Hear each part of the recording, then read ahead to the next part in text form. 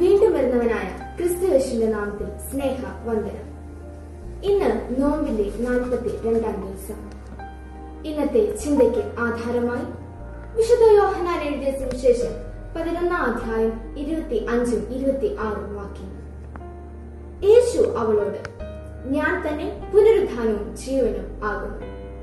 എന്നിൽ വിശ്വസിക്കുന്നവൻ മരിച്ചാൽ ജീവിക്കും. ജീവിച്ചിരുന്ന് എന്നിൽ വിശ്വസിക്കുന്നവൻ ആരും ഒരു നാളും മരിക്കുകയില്ല. ഇത് നീ വിശ്വസിക്കുന്നുവോ എന്നതാണ് ഇന്ന് സഭയായി ചിന്തിക്കുന്ന വിഷയം. ഇത് നീ വിശ്വസിക്കുന്നു. Do you believe this?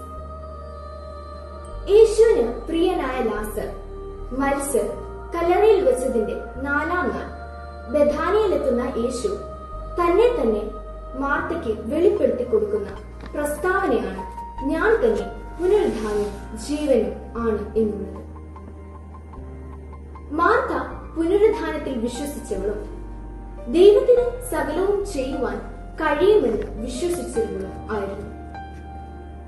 എന്നാൽ മരിച്ച് 4 നാളായ തന്റെ സഹോദരനായ ലാസറിനെ വീണ്ടും ജീവിപ്പിക്കുവാൻ കർത്താവിന് സാധിക്കുമെന്ന് അവർ വിശ്വസിച്ചില്ല.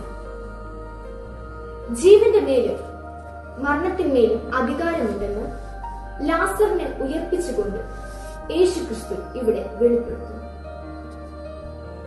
പൊടിയിൽ നിന്ന് മെനയപ്പെട്ട മനുഷ്യൻ പൊടിയിലേക്ക് ചേരണമെന്നുള്ള തിരുവചന യാഥാർത്ഥ്യമാണ് മരണം. ക്രിസ്തുവിൽ വിശ്വസിക്കുന്നവൻ ശരീരം വിടുന്നത് കർത്താവിന്റെ കൂടെ വസിക്കുവാനാണ്.